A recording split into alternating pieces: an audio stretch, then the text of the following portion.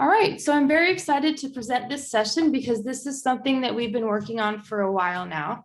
The two mural projects we'll be talking about today are a collaboration between Wexford Science and Technology, the University City Science Center, Ventas, the People's Emergency Center, and Mural Arts Philadelphia. So Melinda Beck is an artist from New York who's designing a digitally printed mural that will be installed at 3701 Market Street on a wall that faces our Pivot Park and a new street that connects uCity Square to the Mantua and Powelton neighborhoods.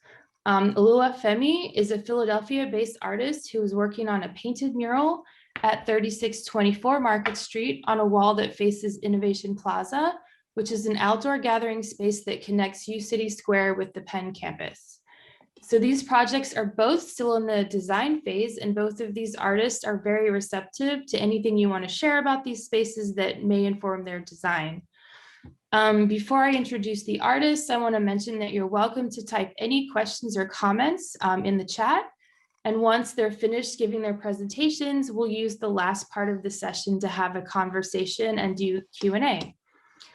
So now I'd like to introduce our first speaker. Melinda Beck is an illustrator, animator, and graphic designer. She's worked for clients such as Harper's, Nickelodeon, Nike, The New Yorker, The New York Times, Random House, Southern Poverty Law Center, Target, Time Magazine, and the United States Postal Service. She's received numerous awards, including 2 Emmy nominations and medals from the Society of Illustrators. And a series of her prints were acquired by the Library of Congress for its permanent collection. Political art has always been important to her, and in 2018, she was included in 3 political art exhibitions, including one at the Library of Congress. So Melinda served as the vice president of Icon 9, the illustration conference. She's taught at the Parsons School of Design and has been a visiting lecturer at many institutions around the globe. She attended the RISD and is based in New York City, where she lives with her 2 teenage daughters. So now I'd like to hand things over to Melinda. Hello. So I'll share my screen with you all. Here we go. Host has disabled participant screen sharing. Let me try. Yeah, it's set up. I can't seem to share my screen right now. I just gave you host privileges, sorry. Okay, thank you. All right, here we go.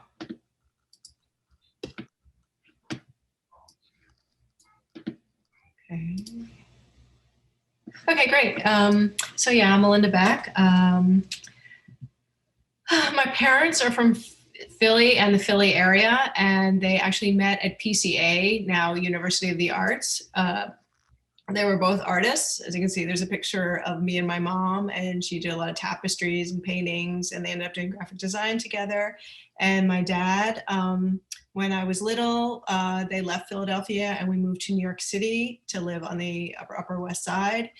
At the time, New York was a very different place than it is now. It was really cheap place to live. So a lot of artists and musicians and writers lived in the same neighborhood as them. And it was really kind of an inspiring place to grow up because there was just a lot of adults doing lots of fun art stuff. And, you know, really kind of taught me to just kind of like follow what I wanted to do and kind of break boundaries. And art is super fun. It was really kind of a fun, crazy place to grow up in. There's me on the subway. Like, I'm loving it here, and I think I'm going to stay for the rest of my life. When I was like 14 or so, I was like, I think I want to do art too. And I don't know, that's just because my parents were artists, but they sent me to the Art Students League on Saturdays, I think maybe just to get me out of the house. And so I did lots and lots of figure drawing, like tons and tons of figure drawing.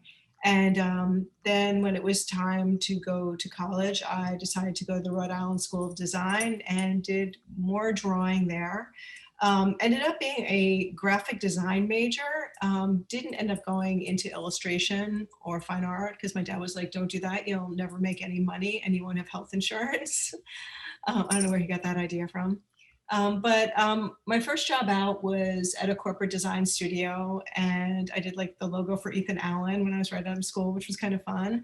But corporate design really wasn't totally for me. I really liked to do I still really like to draw and like to express myself and do very expressive things. So during the day, I would do corporate design, and at night, I would do these little teeny drawings about my life. My boss was kind of a jerk, so I did a lot about him. Like, my boss is a jerk, I'm doing a medieval drawing about him. And my boyfriend at the time, who was an illustration major, was like, this kind of looks like illustration. Why don't you make a portfolio and I'll bring it around with mine and we'll see if you get some work. And he brought it everywhere. And I started to get jobs really slowly at first. This was actually for a friend's band. So this kind of crazy, aggressive, angry stuff, which did not work at all for corporate design, was great for record covers. So this was a little record cover I did for him. This was a spread from Texas Monthly magazine about a guy called the Polo Shirt Bandit who disguised himself by dressing in a polo shirt and jeans. Therefore, he was kind of indistinguishable from everyone else. Because people would describe him, they'd be like, oh, he wears polo shirt and jeans. They'd be like, okay, that's like half of Texas. So the kind of aggressive stuff that I couldn't do, I could suddenly now do, and was getting work at it and just loved it. Like, it was kind of like, I'm just doing my thing. A lot of collage in the beginning. This was kind of pre-computer, this stuff, so this is all done by hand. Although I always worked on the computer, but it just wasn't like people didn't own them yet or anything, so it was a little bit before. This is now, I'm kind of fast forwarding, way fast forward to now. I used to work half on and half off the computer. I would say my stuff is very high-tech, low-tech. I'll kind of explain that later. But the nice thing about illustration is really allowed me to work on a lot of stuff I feel really strongly about. Like, this was a piece about working together to save the planet. So it's like two heads kind of as one with a little overlapping. This was a piece for Penn Gazette magazine for the University of Pennsylvania right there. And it was about social justice reform and how this institute is using, kind of going back through the facts of people's arrest records and seeing like, are they actually guilty or not guilty? So it's a paper bird as an arrest record, and it's breaking the chain. Growing up in New York, this stuff was not abstract to me. Rikers Island was not an abstract concept. I kind of feel like I have very strong opinions about these things growing up in a city. And it's a chance for me to kind of express how I feel and things that I think should change. So it's kind of nice to have a job where I can I feel like it gives me a voice that, like sitting around in my living room doing art, I would not have. It gives me a much bigger voice. This is a piece about the Trayvon Martin's killing. And it was it was from the New York Times. It was how the stand your ground law, instead of realizing that's a really awful law and some kid with Skittles got shot, they said Florida decided to make it even stronger. And I was just like, I can't believe this. I'm so upset about this. And to be able to do a piece for the New York Times and have my voice heard is kind of really the exciting part about this. I'm not just doing art and like shoving it in a drawer. Like, I get to do it and people see it, and hopefully it will influence someone into seeing things the way I see them growing up in a place where there are guns and there are shootings and, so. And also the nice thing about illustration is it kind of like follows what's going on in the world. This was a cover for Columbia magazine from the beginning of the pandemic, when we didn't know if it's like, if you touched, would you give it to someone else? Although it turns out more breath now. And it took about 4 weeks for this to come out, and the art director's like, I don't know if this coronavirus is still going to be a thing in 4 weeks, but we're hoping, we think it might be. And I'm like, I think it might be. So this piece was kind of a simple piece, just about the idea that this one small thing is keeping us all from being with each other. And it's just really simple and bold. Like, sometimes I think less is more. You can show a more stark of an image, shows how strongly you feel about something. This was for Smithsonian magazine. It was actually to update a Norman Rockwell piece called Freedom of Speech. And I kind of updated it. The original drawing, the original painting, if any of you know it, is a bunch of white men speaking. And I was like, wow, that's really not freedom of speech now. Like, women and people of color are using it more than just, it's not just white people. It felt like, although at the time it was a very inclusive image, it felt like a very exclusive image. So I wanted to do like the pussy hat and the words from the Me Too movement and from the Black Lives Matter in the paper birds coming out of her mouth. I use it a lot. So when I say low tech, high tech, I use the computer. I'm always very comfortable with the computer, but I use a lot of like non-traditional materials like string. Like if you look back at the hat, I actually knitted, I kind of knotted that and made it and threw it on a scanner. So I like the texture of string a lot. Just things that I collect, like little pieces of metal, washers, spools, chicken wire, pieces of metal I collect like when I'm around the docks and stuff, and all that ends up into my work. This is a portrait of Louise Bourgeois, the sculptress. And if any of you know her work, she does these huge metal spiders, and they're called Mother. So it was all just about like her as the spider, and she does a lot of sewing her work. So she has these like sewing needle hands, and she's sewing these man's heads that she makes. So she's a little kind of like femme fatale. Also like little things like like about 20 years ago, I was walking by a bunch of thrown out typewriters. And I was like, the keys are really like interesting looking to me. So I plucked the keys off the typewriter, and they have reappeared in my work so many times. I'm really glad I did that. This is a piece about how artificial intelligence now programming can write small essays and stuff. So it was a little bit, the tone of the article was like, it's kind of scary because it's like, will computers replace us?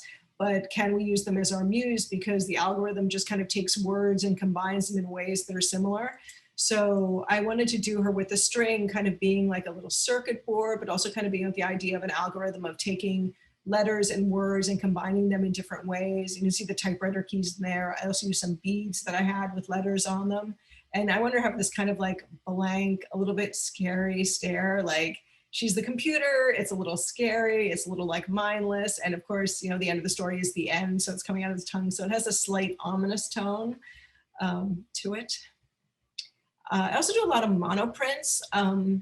And I'll do like, if you can see up in the corner, I'll like take anything I can. And if I can ink it and put it on paper, like the spools of thread, I print those. I use screws, I use tongue depressors, popsicle sticks, pieces of metal, paper plates, like all the stuff, just anything I can experiment with. And then I'll take it and scan it into the computer and make art out of it. And again, this is a very timely piece. This is a piece about a woman's personal experience with the pandemic of giving little gifts to her friends to kind of help herself get through it, and her cat, and all just monoprints kind of combined in Photoshop. So again, super low tech, super high tech. Another thing I was obsessed with, I got this was my mother's book. It was Clara Barton, The Family Nurse. And it's kind of a weird little book, but I was kind of obsessed with the silhouettes as a more traditional illustration style. And I kind of like the fact that you can tell the whole story with just two colors, no shading, no color, nothing. And I was like, can I use this? Can I do this? But I was like, I don't really want to recreate something that was done before. And traditional is not really my background. And I was like, can I make it like more collage, more like kind of with the debris that generally is in my work and in the city, and can I update this? So this is how it came out. So it's still kind of like that little girl face, but all the stuff is going around her is all these different pieces of thing, and her body, instead of having a traditional body, is a root that I photographed and silhouetted, and her hands are like two nails. So all this just like kind of like combining the old with the new, like using something traditional, but updating it.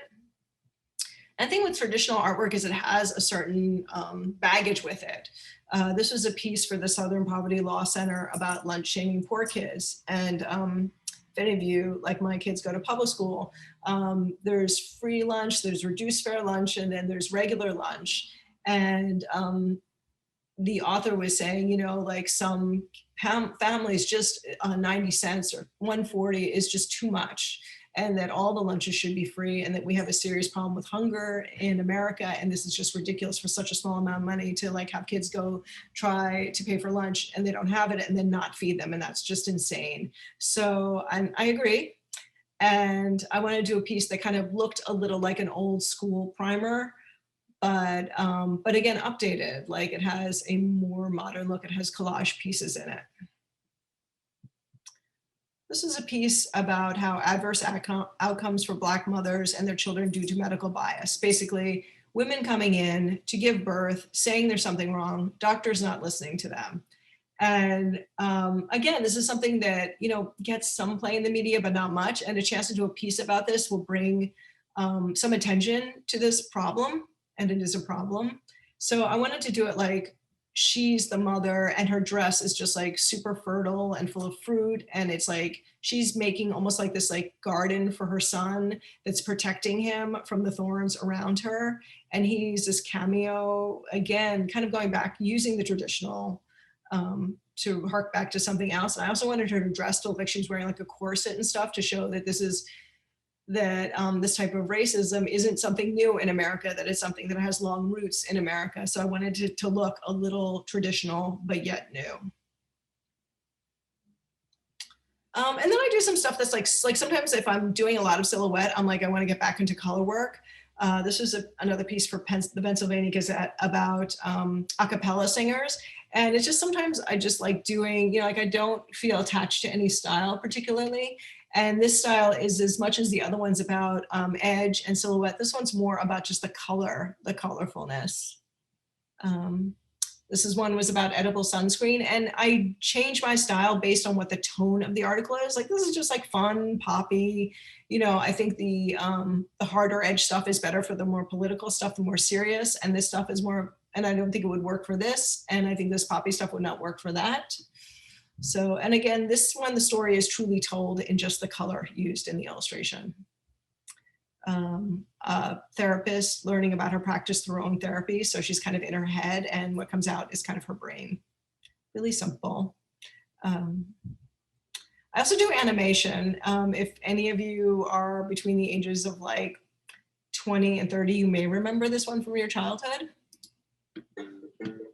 Days are the sunniest, jokes are the funniest, rabbits are the funniest, hides are the funniest, elephants the tiniest, troubles they're the nuttiest, everywhere I go. Straws are the bendiest, time is the spendiest, cards are the sendiest, books are the lendiest, fun's the pretendiest, friends are the friendliest, everywhere I go. Berries are the fruitiest, shoes are the bootiest, puppies are the cutest, treasure is the lootiest, teams are the rootiest, horns are the tootiest, everywhere I go. Birds are the tweetiest, candy is the sweetiest, socks are the beatiest, tricks are the treatiest, drums are the beatiest, lunch is the eatiest, everywhere I go. Flowers are the smelliest, jams are the jelliest, dreams the umbrelliest, nails are the telliest, wishing is the welliest, buttons are the belliest, everywhere I go. Skies are the bluiest, cows are the mooiest, gum is the chewiest, ghosts are the bluiest, glue is the gluiest, you can be your youiest, everywhere I go. So this was for Noggin. Noggin was Nickelodeon's kind of educational sister channel. And the nice thing about Nickelodeon was everyone there was just kind of focused on Dora and Diego and selling product. And we were kind of left for our own devices at Noggin. And it was me and the art director, and he didn't have children, and I had little children at the time. And we were kind of like, we don't know anything about education. We just want to make something that's fun for us. And if it's fun for us, it'll be fun for the kids too. And we wanted it to have kind of the look of the stuff that preschoolers use. Like there's a lot of toilet paper tubes and craft paper and string and paint. So it's kind of like getting into their world to create the animation rather than the slick look of what you see on TV. And it was just super fun to do that. And it was shown all over the world, and we were just left to do what we wanted, which was so exciting. Here's some of the characters that were made. Again, I made pieces, shot them with my camera, throw them in the scanner, milk cartons, everything that's like the stuff that kids use. And then combined it in Photoshop, and it was animated in After Effects. I also do animation for adults. And this next piece I'm going to show you is for Harvard Business Review. And it's basically how to, like office politics, how to have a disagreement in the office and get along. And, like when you think of business, it's like, oh, I'm going to draw a bunch of guys with a bunch of briefcases sitting from computers. And like, why do that? We've seen it a million times. Wouldn't it be more impactful if we just did something that was fun and more abstraction of that? So this is what it ended up.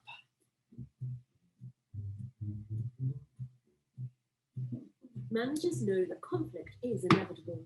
They also know that the challenge is to keep conflict productive and to prevent it from becoming toxic or personal.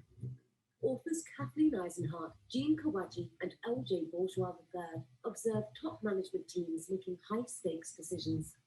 The teams that performed best embraced conflict using 6 key tactics. Number 1, work with more rather than less information. A healthy supply of objective, up-to-the-minute data can switch the focus from personalities, opinions, and guesses to a debate about hard facts and real issues. Number 2, enrich the debate with multiple options. Teams that consider only 2 alternatives can easily split into entrenched factions. In contrast, teams that consider multiple options spend their energy instead on coming up with creative solutions. Number 3, establish common goals. When strategic choices are framed as opportunities to collaborate rather than compete, decision-making becomes less about winners and losers and more about a shared outcome. Number 4, inject humor into the workplace. Humor relieves tension, promotes collaboration, and emphasizes the thrill of the challenge rather than the stress of competition. Number 5, maintain a balanced corporate power structure. When managers are empowered with responsibility in their own areas of expertise, it makes decision-making fairer and minimizes the need to angle for a spot in the pecking order. Finally, the 6th is a 2-step approach to resolve issues without forcing a consensus. Executives first talk over an issue and try to agree. If they can, great. If not, the most relevant senior manager makes the decision, guided by input from the group.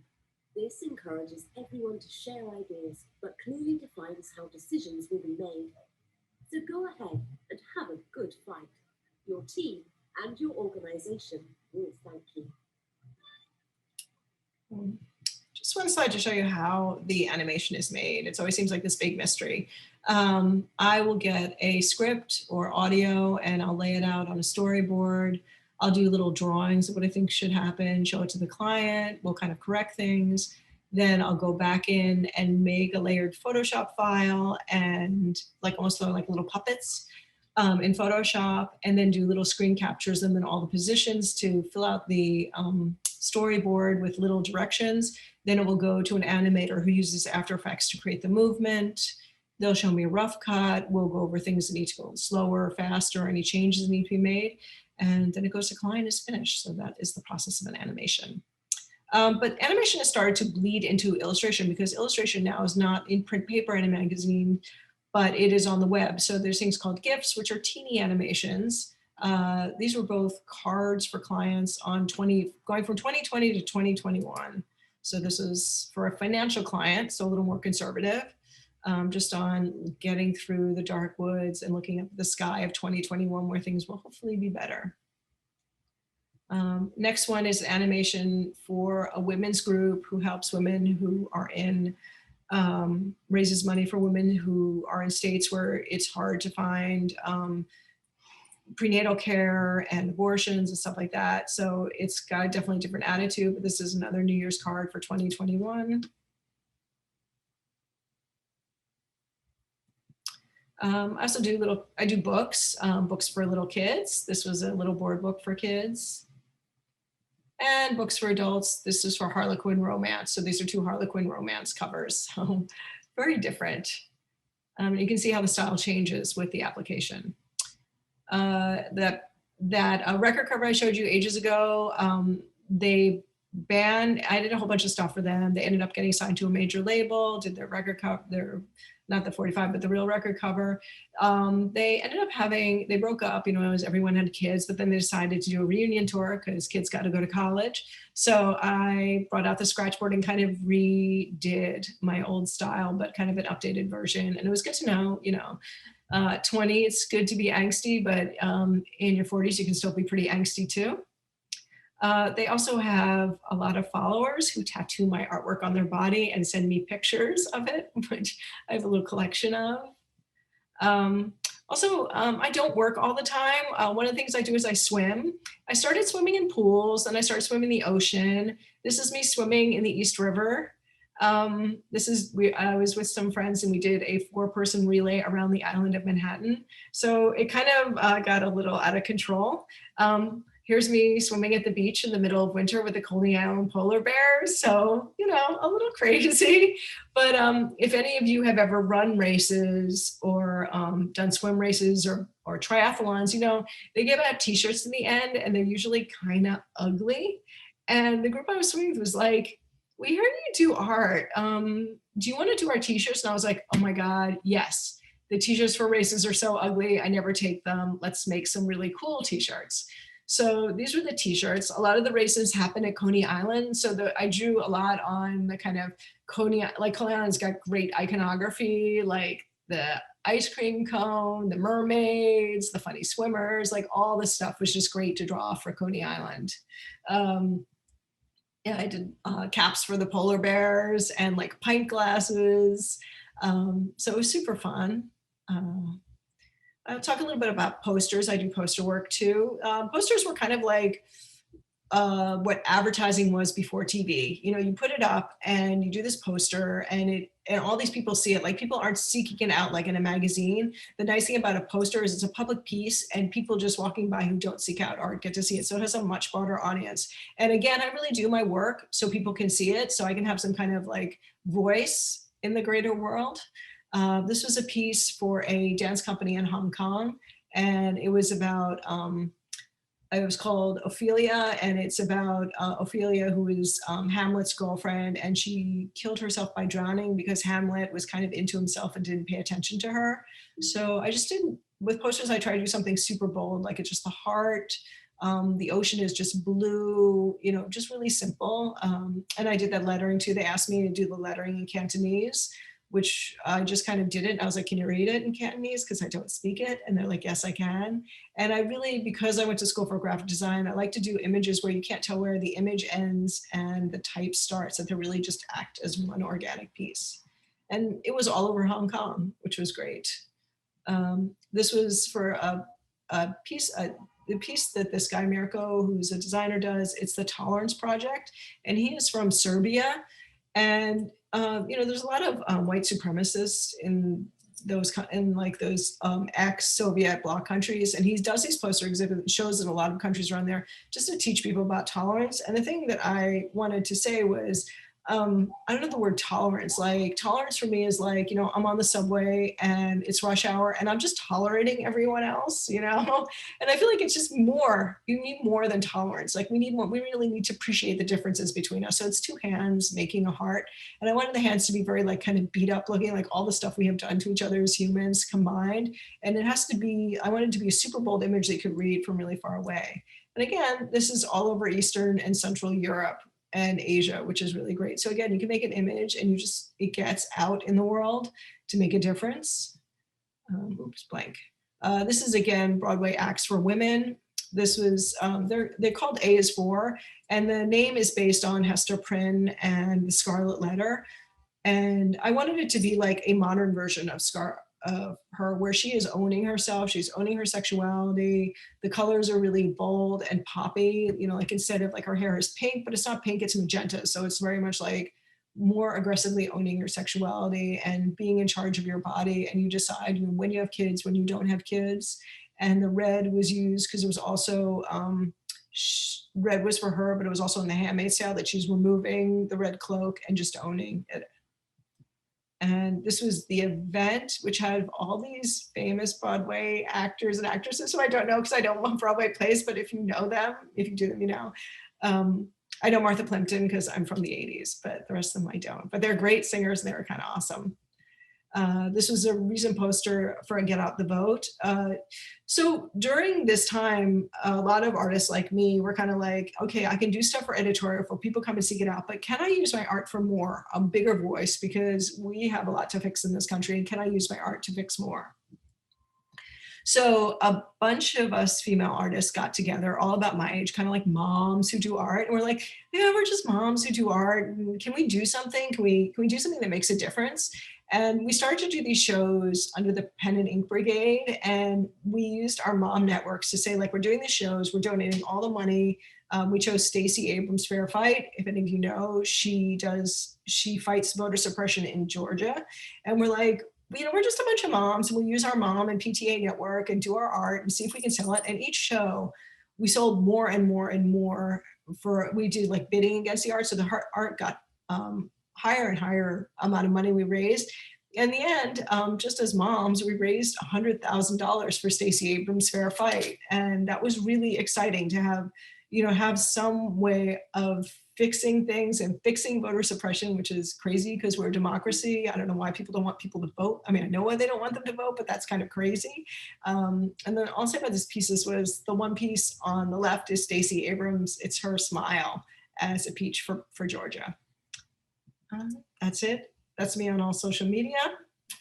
And that's my work. Thank you so much, Melinda. Your work is really amazing. I love all of your different working styles, from kids' books to covering these really serious topics. And I'm a big fan of your use of silhouettes. So thank you so much. I'm sure everyone has questions for Melinda, but we're going to go ahead and hold on to them and move on to Femi now. Uluwa Femi is a musician and a visual artist. He was born in London, raised in Lagos, and has lived and worked in Philadelphia for nearly 20 years. He launched his artistic career shortly after graduating from Temple with a BS in mathematics, focusing on DJing, making hip hop music, and making digital graphic art. So he founded the artist collaborative World Town in 2011, which is a group of musicians, DJs, visual and performance artists who celebrate unity in the diversity of people through music and art. And Femi has worked as an administrator, art director, event planner, and performance DJ for World Town. And more recently, he's created numerous murals around the city in Germantown Espresso Bar, the Divine Lorraine, and Lola 38 in West Philly. So this current mural project will be his largest outdoor mural to date. So I'm going to go ahead and hand things over to Oluwa Femi. Hey, what's up? What's up? I need to share my screen. You should be able to. All right.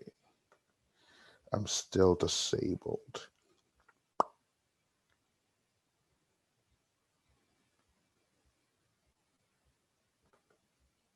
Should work now. Yep. Okay.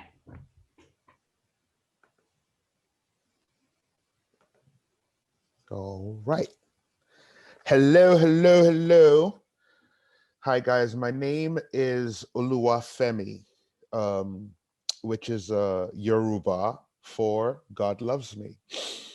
Many people call me by the short form of that name, Femi, but as an artist, I like to use my full name as because I think when other people say it, then they're saying it about themselves too.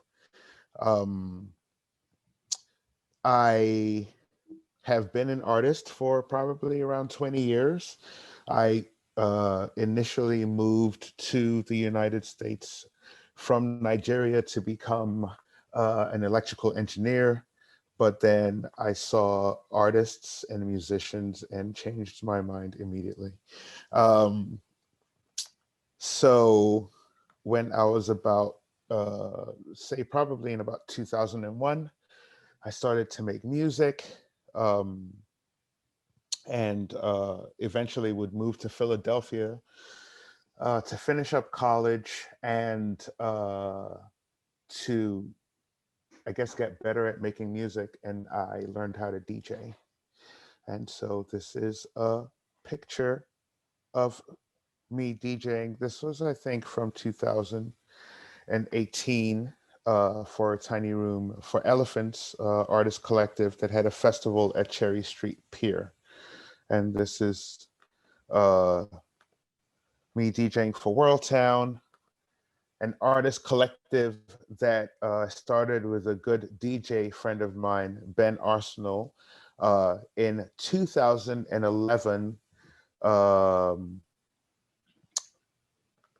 primarily out of a desire to play a lot of music from around the world. Like the moment we met, we realized we connected on loving music from around the world, and we kind of started this party to make space for that. And over the first couple of years, we realized that we had friends that came from various backgrounds and other musicians and other artists that that joined the family, so to speak. And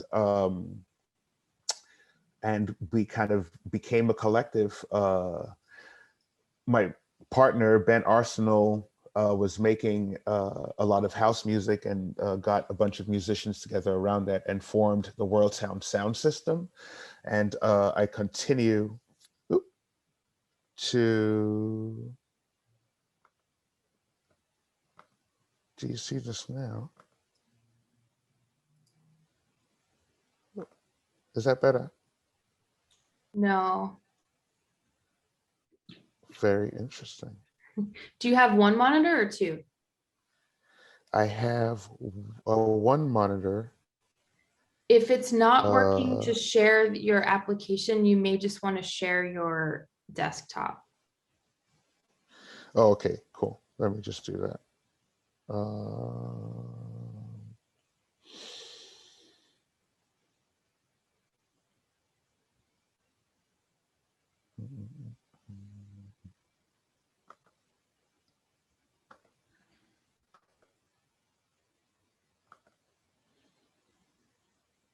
right. Oh, understood. Is this better? Much better. Excellent. Thank you. All right, I'll show you guys some pictures from the past.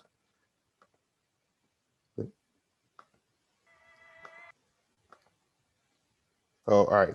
Here's a picture I started with, me as a DJ. And DJing for World Town. And this was a poster that I created for our first year anniversary. So I guess as my artistic journey went, I started out DJing and then immediately started making flyers for our parties because we couldn't afford to pay people to make flyers for us, and realized that I had a lot of fun doing that. And so for the first couple of years as a DJ, I would make all my flyers using Adobe Illustrator and Adobe Photoshop, and then kind of hit a ceiling and decided that it would be best if I started drawing. Here are a couple more World Town posters. This was a poster that would, from our first year anniversary, that would become an integral part of our visual language. I abstracted flags around the world and kind of stripped them of their original colors and brought them together to make this image. And so we would kind of coin this a process of taking the color out of flags as a representation for our desire to bring people from around the world together. And here's another color scheme of that poster. And this is a peace sign from our 2-year anniversary, which would later on become stickers. Here's from a Halloween party in, wow, 2013. And something I love about this poster is that it shows my love for patterns and for repetition. We at World Town basically had two big events every year. We had a big Halloween party and we had a big anniversary party where we would try to bring like as many of our friends that were also artists to perform with us in like one night. But yeah, like I was saying before, after a couple of years of designing flyers purely digitally, I felt the need to start drawing, and really took inspiration from a lot of my friends that were also hip hop visual artists who carried around sketchbooks with markers, and that was how they practiced. And so I got myself a sketchbook, and that has been my major form of practice like since I did that now 12 or 13 years ago. And a lot of my images are inspired by a combination of growing up in African culture, growing up in hip hop culture, and loving math and geometry. And so my images, this image, for instance, is inspired by a mix of a Yoruba female priest and also like a Yoruba female dancer. And the colors are specific to a certain sect of Yoruba religion. And the patternry kind of reflects the kind of patterns that appear on our clothing. The beads are very unique to Yoruba culture. The combination of waist, wrist, and ankle beads are very unique to Yoruba culture. So is her headpiece and the, I guess I would call it a whip that she's holding. I love to, like, I guess, make abstract, or I love to abstract my perspective of the universe, which is that it is made up of 100, times infinity in repeated motifs. And I would, from the moment I started to think of that maybe like 6 or 7 years ago, I started to reflect on how deep repetition and patterns had been in my history. For example, a lot of Yoruba people, a lot of Nigerian people wear traditional clothing that has a lot of pattern work on it in every color imaginable. And for certain events like weddings, families will elect to wear certain patterns in certain colors. I also grew up around a lot of drum-filled music. So kind of coming back to this idea once I began to draw was an important part in my journey. And I would start to make pieces that show that often involve a lot of repetition or involve the use of repetition to realize the final impact of the piece. This piece is called Iyeaye, which is the mother of life. And her arms are supposed to be arranged in an infinity symbol. And she's opening the keys to her heart and her brain. And this like character kind of represents the nurturing world, or like nurturing energies in the world, and was done in with like marker in my sketchbook. So this type of artwork was how I learned how to draw, and is how I filled multiple, is how I got a sense of what my style was. Later on, I would start to get very enamored by ideas that allowed me to mix what I was doing physically and what I was doing digitally. And one very like common way I would do that was to scan in my drawings and digitize them, or like digitally augment them. And then much too late, it seems, in my journey, I got a digital pad and would start drawing with that as well. So what would happen would be that or what was happening was that I was developing this way that I could, or this like set of different ways that I could make art from the digital to the physical, and feeling more open that way. This piece speaks to my love of patterns, and in particular, my love of tessellations, which are basically patterns that fill up all of positive and negative space. I found out about this group of patterns from a Dutch artist named MC Escher, who like really inspired me to do more, to research more, and to find out more about ways to use geometry in my artwork. And so these pictures, these stickers are kind of a realization of the two-year motif that we had for World Town, which was a peace sign. It would eventually become our like main sticker and kind of the main way we would communicate with people at shows and at other World Town held events. I picked this because I would say this is one of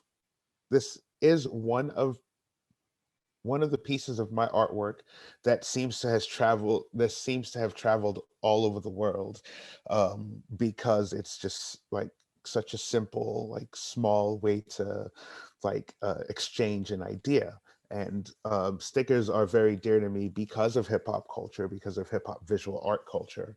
And so this design that I made, almost like 9 years ago, continues to live on through these reiterations, through these stickers. And here are a couple of more colorways. And I had pulled out the pictures of stickers kind of after drawings to show that my journey started digital, went physical, and then I've slowly since then been figuring out ways to combine the two to make artwork, and also along the way developing ways to feature, discovering new surfaces that I can put my patterns on. In my bio, I identify as a rhythmist, and I think that's just formal way of saying that I'm completely obsessed with patterns, and most of my artwork, or all my artwork, involves some type of repetition. These shoes were sort of like my first pandemic gift to myself.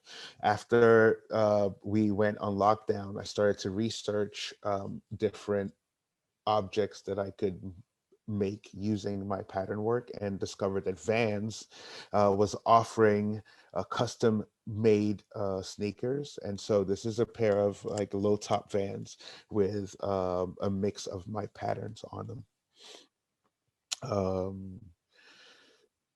My wife would say that I'm spending too much money on Vans custom sneakers, but I can say I'm doing it in the name of artwork. Featured on these sneakers is a pattern that I made inspired by houndstooth design. Like figuring out that figuring out the formula of houndstooth then enabled me to remix it. And this is just another fun pattern that I could make in a couple of different colorways on the shoe.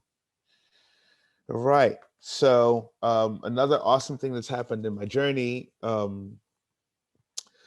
up till the point of the sneakers that I just showed you was that I felt that I could be drawing in my sketchbook, but also be making things on a larger scale digitally, because I could make something on a computer and then have it scaled up as big as I wanted. But in 2019, I got invited by the artist collective called Tiny Room for Elephants to have a residency. And in that show, I made completely digital pieces, but was invited later on in the year to paint. And so I would like to just kind of skip ahead a bit. This picture is from that festival, and this was the first big painting that I made. And as you can see in my right hand, there's a pen, there's like an acrylic marker, and that was the best way for me to kind of segue from being in the sketchbook to painting on larger surfaces. And this piece, I guess this was my first official big painting, and it took me a week, but gave me the confidence that I could translate the style that I'd been building in the sketchbook for years to and I could translate it into bigger surfaces myself using paint. To go back to this, to go back to this piece. This piece is currently in the Divine Lorraine, and is in the basement in a place called Underground Concepts that was scheduled to open last April, but due to the pandemic and due to a lockdown is just opening. And this is an awesome collaboration between me and the owner of the space, who's also a DJ, who felt that we needed a piece that was going to remind us of the moment that we were in. And when we met to talk about this piece, it was in April. So like a month after we had gone on lockdown. And I remember feeling the loss of contact, and feeling that as soon as the pandemic was over, everyone would just want to hug everybody, and that's where this piece came from. And it's been kind of our secret. I finished it in October, and it's been kind of like kept secret because the venue could not be opened. These are some more patterns. This is a tessellation from the show that I had done previously. And here is a piece I wanted to share because it was my first completely spray painted piece. And spray paint was something that I always adored as a fresh immigrant, but never wanted to get in trouble for doing. And all my friends would go out and spray paint, and I would be like I'd be like the lookout. But last year, a friend of mine kind of gave me a 5-second lesson during this period when I was painting signs for the Sankofa Community Farm in Bartram's Garden, which is in West Philly. And just like being in the garden and looking at all these like leaves and looking at all this foliage, I was inspired to make this piece completely out of spray paint. I really love patterns. Here are some more, here's like a photo collection that I've been building that just reflects patterns that I see in everyday life. I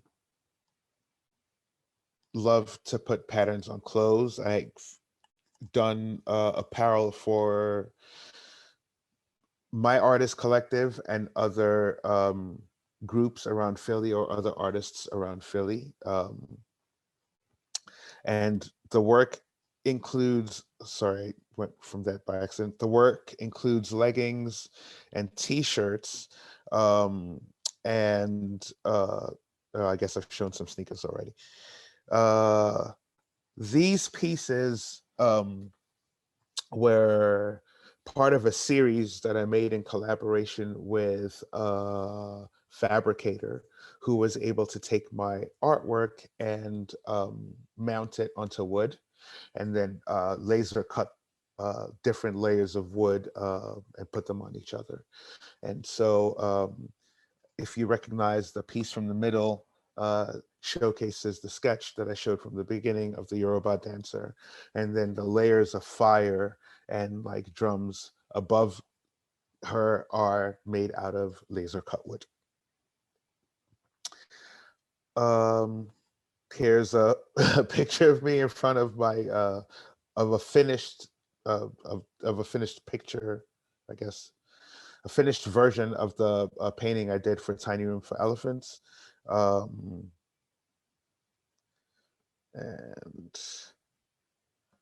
here is a picture I have of an installation that I did for Lola 38. I chose this picture for this presentation. Just highlight my interest in working with and for the community. Lola 38 was part of let me say, I guess the collaborative effort between the universities of Drexel and Penn, and I believe the Barnes Museum and PEC, CDC, which is like a community space and a community organization. And so, yeah, these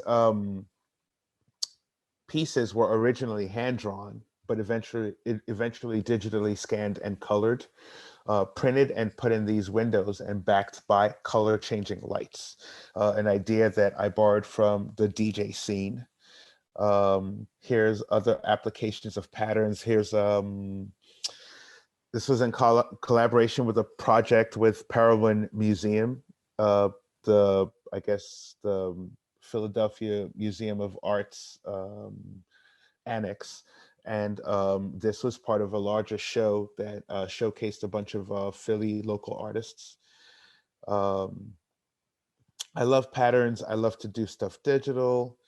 I have been recently re-embracing my I guess persona as or the part of me that loves digital art. I guess that's the best way to say. And it's not because of these grandiose NFT conversations where people make, you know, millions of dollars off of digital art, but it's that honestly, you know, someone who got into visual art through digital means, I've often questioned where the value or like how people evaluate work that's made in that realm. So I've been recently re-embracing it and trying to bring, trying to make sure that influences from different parts of my career stay.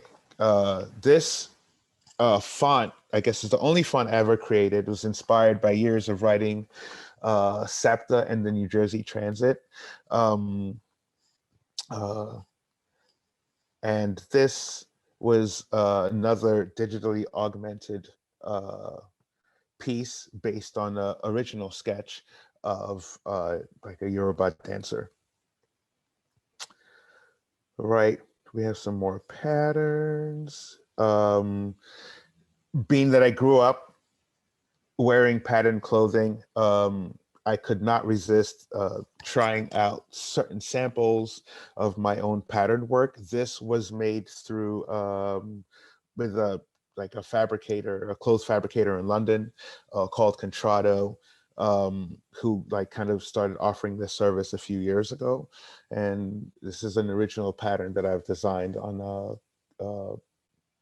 cotton wax, a wax cotton fabric. All right. After probably almost a decade of not making music actively, I think in 2018, I started getting back into making some hip hop music. And last year, when COVID finally freed up some time, I decided to make these minute-long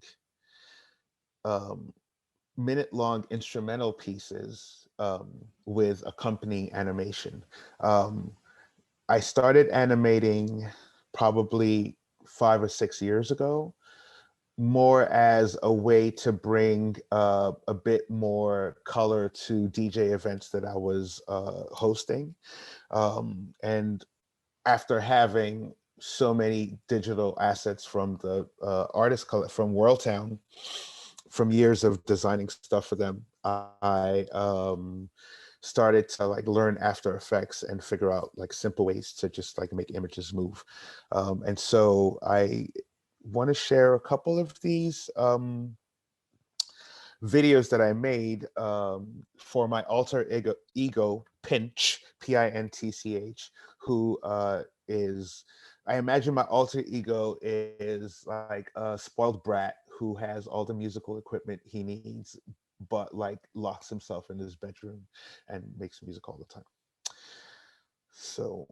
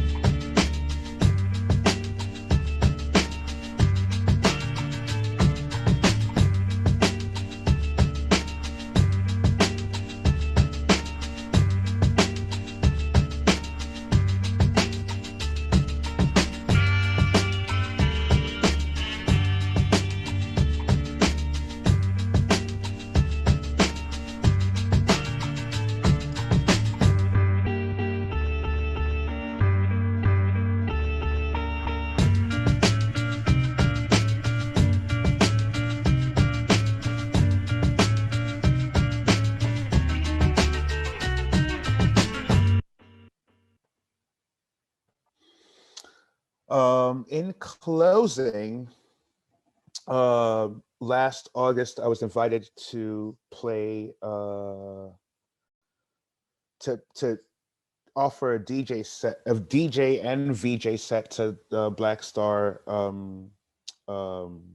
music, the Black Star Film Festival last August. And I just wanted to share some of those visuals. I'm just gonna let them play. What was fun about this project was that I always wanted to send or make a short to give to Black Star, and last year I just never really got around to it. But when they asked for the set,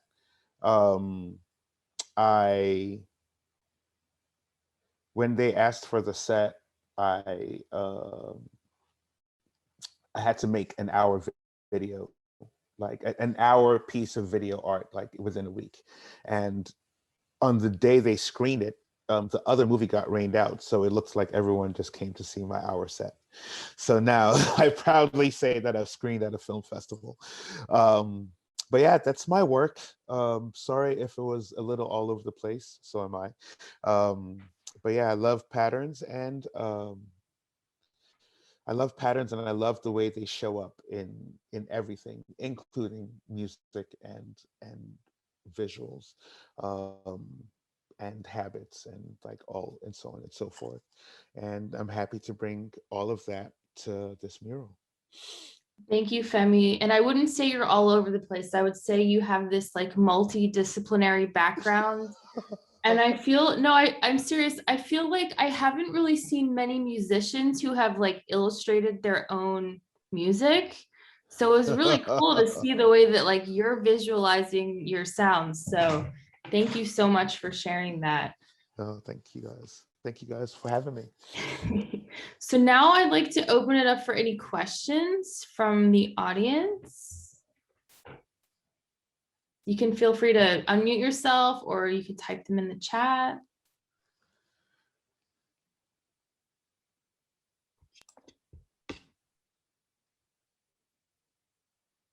Tracy, did you have something?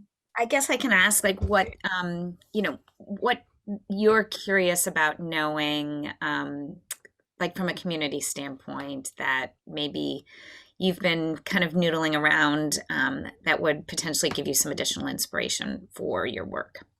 Both of you guys. Melinda, would you like to go? I was going to say that to you. All right, I'll go. All right, so there's definitely like, I would love to get a sense for what people on the ground around that, like, area feel about the space. So it could be like, if you work for the Science Center, or if you work in like the neighborhood, or if you're in, the community that's adjacent to the Science Center, like, how do you feel about it? How does it make you feel? And get more of a sense of how people feel, or what people think that about that region, right? I had this conversation with Angela and Pete, that shed a bit of light on just like what it means to communicate with the people around, and how people feel, how much agency people feel in being able to utilize that area, so I guess like what I feel like I'm still unclear about is how like the people on the ground feel about that place.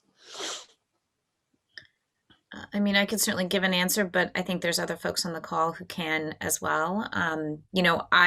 I had worked in Center City, Philadelphia, so I'll use kind of the juxtaposition of like Center City feels very corporate, and when I kind of came out to work in University City, it's just a whole different feeling. Like it's like feels collegial and young and like exciting. Like there's an energy about it that's not stuffy. Like you definitely get the college vibe of like there's like a younger energy of people that are kind of always around and out, and it's just a very different vibe than kind of like being in a city. And despite the fact that kind of where both of these are like not dead smack in the middle of like a University City is kind of adjacent to the campuses of Penn and Drexel, you still feel like even the the scientists and the people that are in the buildings are like have that like collegial like feel to them versus kind of a stuffy oh, I'm a scientist, or I'm going into an office. It doesn't have that stuffy kind of feeling, but that's one person's viewpoint. Others have an idea as well. Yeah, I know this looks different Oh. from every different person's perspective. I feel like, you know, anyone's unique perspective is really valuable. So we have a quiet group today. Yeah.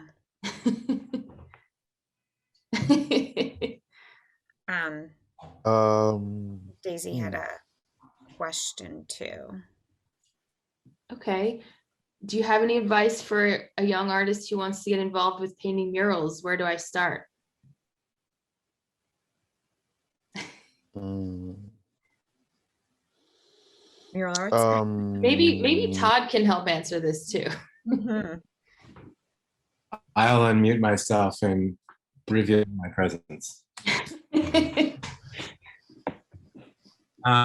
First of all, you should all know, I always tell Femi and Melinda, it's the best part of my day when I get to listen and talk about it. I love it so much. Thank you. I hide because I was busy looking at Melinda's webpage trying to see what I could order, you know, in terms of, I mean, we'll get there one day too, right? Yep, yep. I don't know, but anyway. So Daisy, oh, there you are. I don't see your picture. So are you a practicing artist now? Are you in school? Hi, can you hear me? Yeah. Hi. Yeah, I graduated school a year ago. So I've had 2 shows, but like I went to school for sculpture, so they weren't mural related shows. But you want to get, do you want to get involved with, do you have any kind of experience doing painting? Do you have a portfolio? For sure. Yeah. Yeah. Just not on a wall. Right, right.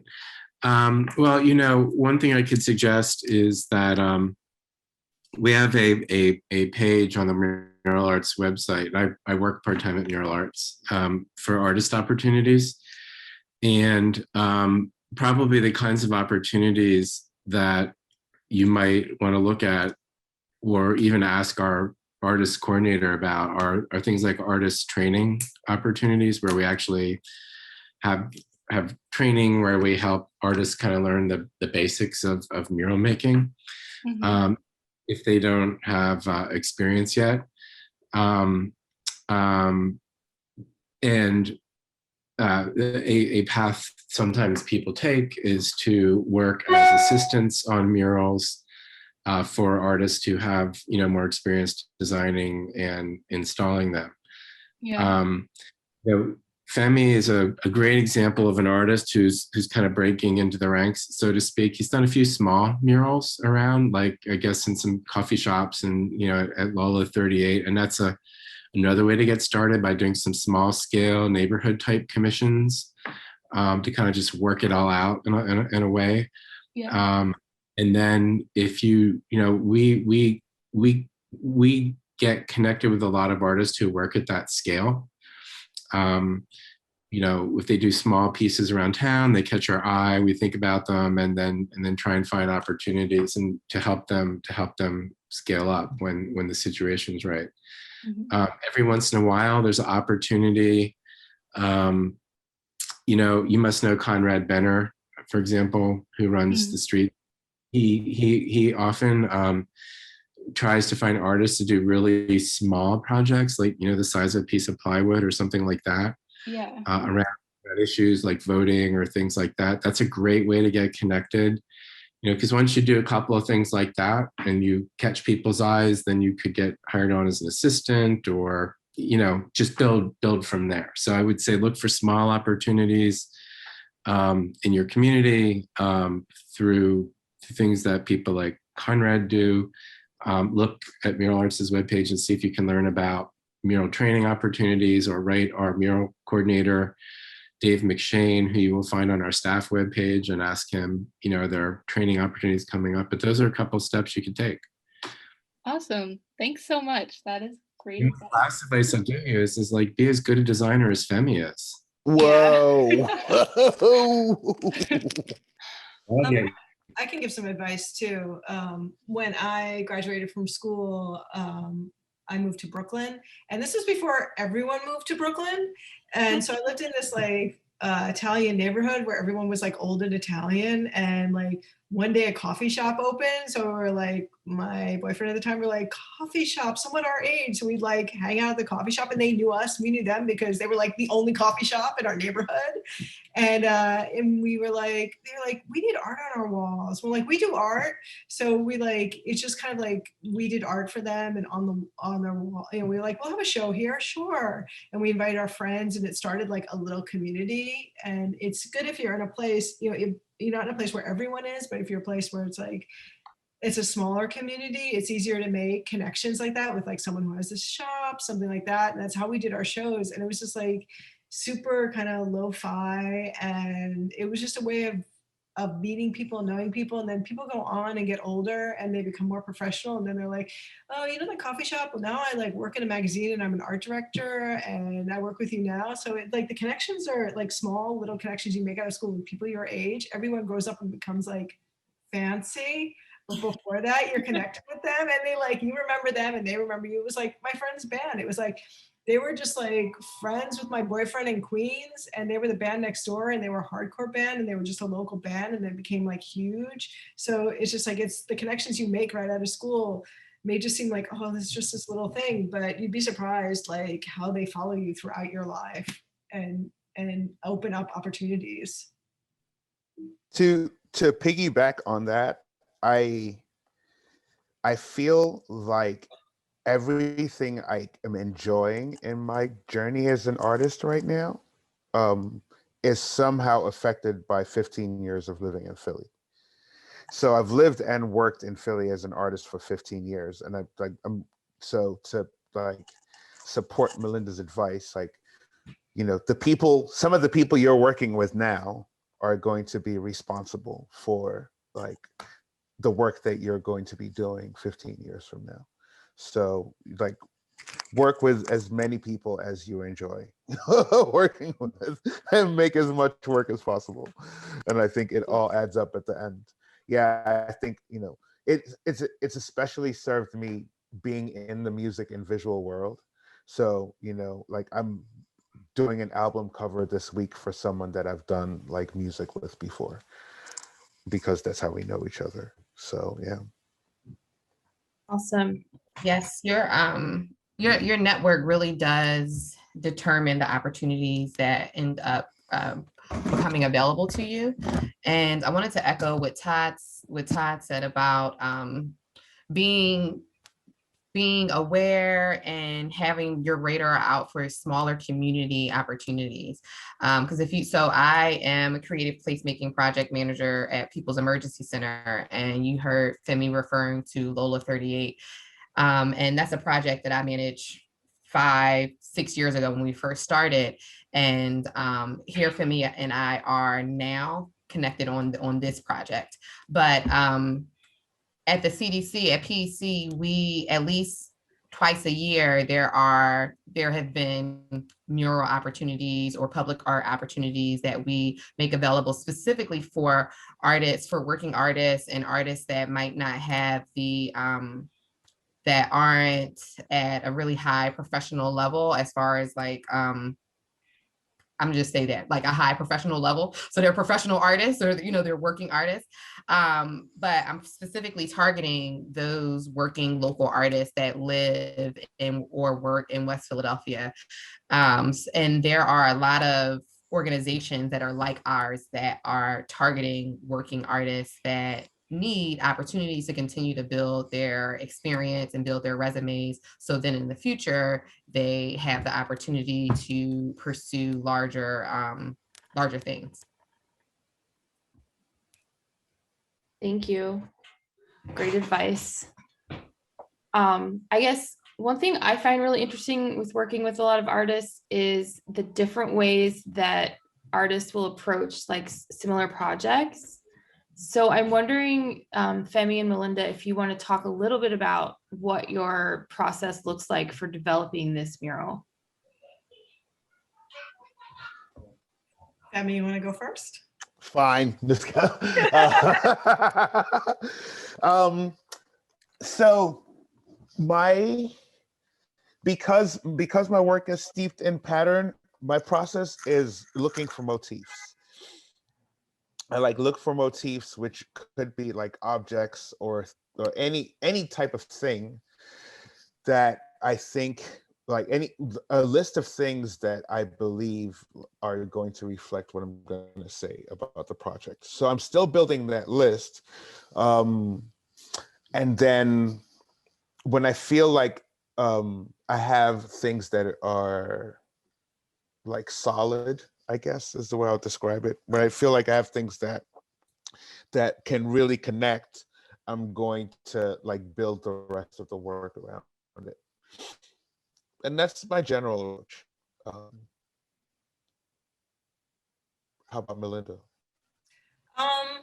The reason there was a point when I was in art school, I was like, do I want to be a fine artist? You know, my stuff is kind of on the fine arty side. It's not on the commercial side, but I didn't really want to do that because I was like, I'm boring. Like I really was interested in telling other people's stories. That's what interested me. I was like, there's so many things going on in the world right now. I don't really want to talk about me. That seems kind of dumb to me. Sorry, I just put down all. Yeah, that wasn't my inspiration. So I'm always like, when I start a project, I'm always like just kind of listening and picking up little bits and pieces. And I feel like I don't know what it's going to look like when I start. And then once I hear, like kind of absorb things, and I write things down, make little lists, do little doodle sketches. And then it just kind of hits me. Like one of the things about the wall that I was doing was, it was like, it's a big building and it's this huge kind of, it was a hard space. Like I was like, the space was also like, I feel like when I do a mural, it's not like doing something for a magazine where the page always looks the same. Like the environment actually affects what the art is gonna look like.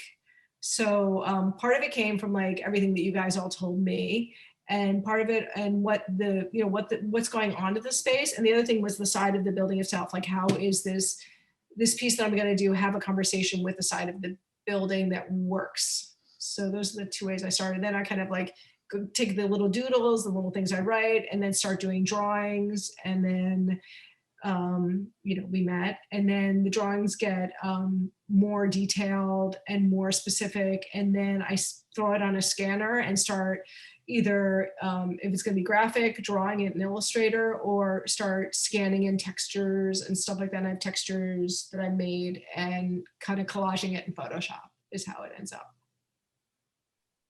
Cool. I can't wait to see what you guys come up with. So Melinda, do you have like an extensive collection of textures? Do I have a what? Oh yeah, I have a question. Like, if anyone's in the neighborhood, like, what's a special place in the neighborhood to you? Like something that's a special, like in this area, or maybe a little more surrounding area, like a special park, a special place to eat, anything that's kind of just like, if anyone's there, like that is like a special place in the area. I love Clark Park, which is a little bit away from the building, but I feel like in the summer, Clark Park like has so many people there, and it's very diverse. There's all kinds of people that gather. There's a dog bowl. There's a dog park. There's a farmer's market. Sometimes there's like a pop-up, what is it, like a, I don't know, like a happy hour. So oh yeah, the city does that. Yeah. So it's a huge gathering space, which is great. And then another one of my favorite things about West Philly is there are a few really good Ethiopian restaurants that you don't find anywhere else in the city. And there's a Nigerian restaurant. Is there? There's one at 40th and Lancaster. Oh, cool. What's it called? Bukateria, Bukateria. I'll put it in the chat. Oh, I see some things coming in the chat too. Thanks. Oh, Abyssinia. Yeah. That's one of the Ethiopian restaurants, and it has like, I don't know if it's secret, but you wouldn't know from looking at it that there's a bar on the second floor. So it's kind of like a dive bar. It's a really cool spot. Trolleys are very unique. Someone wrote the trolleys. Our TR wrote the trolleys, and that to me is still is a very unique, like West Philadelphia. Yeah, most of the trolleys, I think only the 15 isn't from West Philly. All the other trolleys run from Center City to like deep south. And the 15 used to run in West Philly. I did not know that. Yeah, it came all the way up Girard Avenue. Like past, like to Haverford Avenue. What? That's insane. They stopped that. It used to, didn't it? I mean, that was recent, right? Yeah, pretty recent, the last few years. Wait, I thought it stopped at 33rd. I'm sorry, we're going off topic, but this is the 15 we're talking about. Yeah, it came all the way up. We're starting to run up on our time here. So thank you so much, Melinda and Femi, for presenting today. This was awesome. And, you know, I'm sure there's a lot of people who want to see this who weren't here today. So it's going to be recorded and put on YouTube. And also, this is the first in a series of engagements that we will be doing. You know, unfortunately, we're virtual, but hopefully we will be able to meet in person at some point. So thanks everyone for coming. Thank you so much. Thank you.